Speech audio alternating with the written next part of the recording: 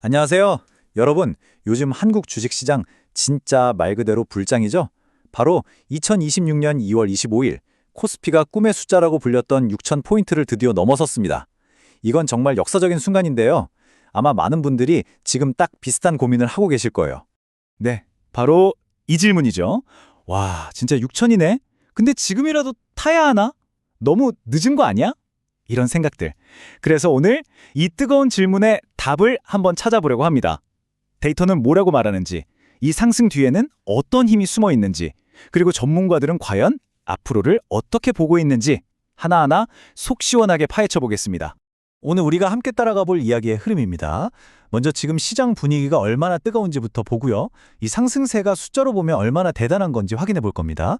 그리고 가장 중요한 도대체 왜 이렇게 올랐는지 그 핵심 동력 세 가지를 분석하고 월가에서는 어떻게 전망하는지 마지막으로 기회와 리스크 요인까지 꼼꼼하게 짚어보겠습니다. 자, 그럼 바로 시작해 볼까요? 첫 번째 파트, 바로 지금 현재 상황입니다. 말씀드린 대로 2026년 2월 25일 코스피 6천 돌파.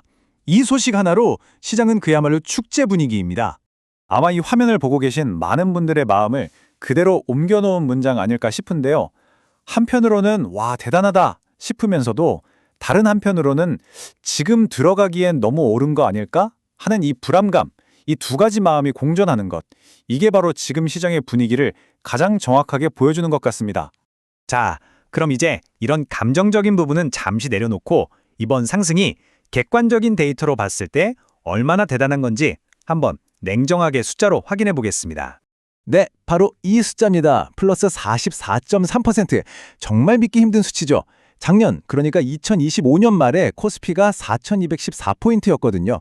근데 두 달도 차 안 돼서 6,083포인트까지 그냥 수직으로 솟구친 겁니다. 상승률이 무려 44.3%에 달해요. 더 놀라운 건 이 모든 게 단 57거래일, 그러니까 딱 두 달 정도 만에 일어났다는 겁니다. 덕분에 올해 전 세계 40개 주요 증시 중에서 우리 코스피가 당당하게 상승률 1위를 차지했습니다. 한국 증시가 글로벌 1등이라니 이건 정말 경이로운 기록이라고밖에 할 수 없겠죠. 여기서 진짜 주목해야 할 포인트는 바로 가속도입니다. 보세요. 4천에서 5천까지 가는데 3개월 정도 걸렸는데 5천에서 6천까지는 고작 한 달 남짓 걸렸습니다. 이건 그냥 오르는 게 아니라 오르는 속도가 점점 더 아주 폭발적으로 빨라지고 있다는 명백한 증거입니다. 아니, 이렇게 비정상적일 정도의 가속도는 그냥 만들어지는 게 아니잖아요? 도대체 무슨 일이 있었길래 이런 로켓 같은 상승이 가능했을까요? 자, 지금부터 코스피를 6천까지 밀어올린 세 가지 핵심 엔진을 하나씩 뜯어보겠습니다. 전문가들은 이 세 가지 동력이 정말 완벽한 타이밍에 동시에 터졌다고 분석합니다. 첫째는 다들 아시는 AI와 반도체 슈퍼 사이클이고요. 둘째는 정부가 주도하는 밸류업 정책입니다. 이게 뭐냐면 한국 기업들이 늘 외국에 비해 싸게 평가받는 코리아 디스카운트를 없애보자는 거죠. 그리고 마지막으로 조방원이라고 불리는 새로운 주도주들의 등장입니다. 조금만 더 구체적으로 볼까요? AI 열풍 덕분에 삼성전자가 110%, SK하이닉스는 무려 200%나 올랐습니다. 여기에 정부가 밸류업 정책을 밀어붙이니까 외국인 자금이 막 들어오기 시작했고요. 이 돈이 반도체에만 머문 게 아니라 조방원, 즉 조선, 방산, 원자력처럼 세계적으로 경쟁력 있는 다른 산업들까지 재평가하면서 지수 전체를 강력하게 끌어올린 겁니다. 그리고 이 모든 상승의 바탕에는 바로 우리 개인 투자자들의 엄청난 참여가 있었습니다. 주식 계좌 수가 사상 처음으로 1억 개를 넘었다는 건 그냥 하는 말이 아니라 말 그대로 전 국민이 주식시장에 뛰어들고 있다는 뜻이니까요. 자, 그럼 과거와 현재는 알겠는데 그래서 앞으로는 어떻게 될까요? 월가의 큰손들이라고 불리는 주요 글로벌 투자은행들은 지금의 코스피를 보고 어떤 그림을 그리고 있는지 그들의 전망을 한번 들여다보겠습니다. 이 표가 지금 상황을 아주 잘 보여주는데요. 보세요. 노무라는 아주 공격적으로 최대 8천까지 보고 있고 JP모건이나 시티도 7천에서 7,500을 보고 있습니다. 꽤 긍정적이죠? 근데 진짜 중요한 건 그 아래입니다. 골드만삭스나 모건스탠리가 내놨던 목표치는 이미 가뿐하게 넘어섰다는 거예요. 이건 시장의 힘이 월가의 예측보다 훨씬 강하다는 뜻이겠죠? 그러면 이제 6,084포인트를 기준으로 이게 구체적으로 얼마나 더 오를 수 있다는 계산이 나올까요?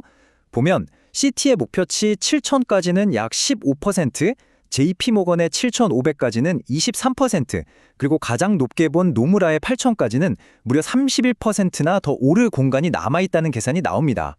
하지만 세상에 무조건 좋은 일만 있을 순 없겠죠? 물론 이렇게 장밋빛 전망만 있는 건 아닙니다. 마지막으로 우리가 반드시 두 눈 똑바로 뜨고 지켜봐야 할 리스크 요인들은 무엇인지 기회와 위험을 균형 있게 짚어보겠습니다. 지금 시장은 딱 동전의 양면 같아요. 한쪽 면에는 반도체 실적이나 정부 정책처럼 아주 든든한 상승 근거들이 있습니다.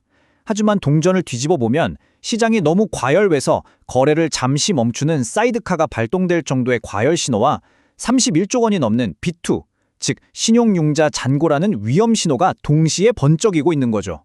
그래서 많은 전문가들이 바로 이런 조언을 합니다. 시장이 뜨거울수록 오히려 더 차갑게 접근해야 한다는 거죠. 지금 아니면 안 돼 하면서 한 번에 모든 걸 거는 투자보다는 시간을 두고 꾸준히 분할 매수하면서 리스크를 관리하는 전략이 훨씬 현명하다는 이야기입니다. 자, 이제 필요한 팩트들은 다 나온 것 같습니다. 분명 역사적인 랠리인 건 맞지만 동시에 뚜렷한 경고등도 켜져 있죠. 그렇다면 이제 질문은 시장이 과연 더 오를까가 아니라 이 모든 정보를 가지고 당신은 어떤 선택을 할 것인가입니다. 이 거대한 파도에 올라타시겠습니까? 아니면 다음 파도를 기다리시겠습니까? 이 시장에서 여러분의 다음 한 수가 바로 여러분의 역사가 될 겁니다.